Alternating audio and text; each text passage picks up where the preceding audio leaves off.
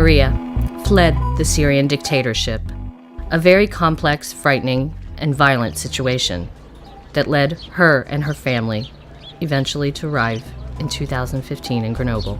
A new country, a new city, a new culture, a new language, and new hardships and difficulties in fitting in. I was overwhelmed with everything that I had to do. I just started to think like, yeah, I'm gonna have to work, I'm gonna have to study, I'm gonna have to do all these things, and where should I start? Because the first year I didn't actually understand all the steps to do. The second year I was already late.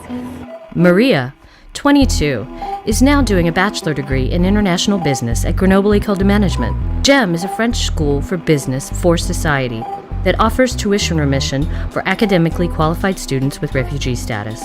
The GEM Refugee Grant Program is just one example of the many other initiatives carried out in Grenoble to facilitate the integration of migrants and their access to higher education. The refugees globally, only 1% of them have access to higher education in the world. Grenoble, a city with over 80,000 students. At the heart of the university campus, there's a unique example of hospitality and asylum. Here, around 60 migrants occupy this building that has become a temporary emergency shelter.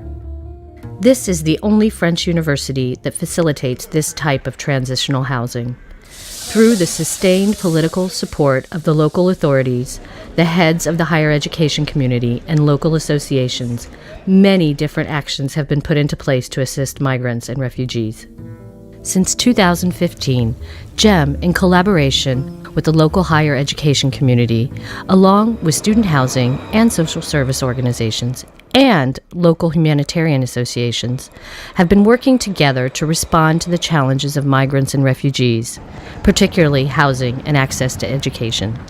We opened in last September a welcome desk to welcome all type of migrants on the campuses. We created a guide, a welcome guide, because it's very difficult to reach the different administrative direction on the campuses. So we created a welcome guide in 4 different languages.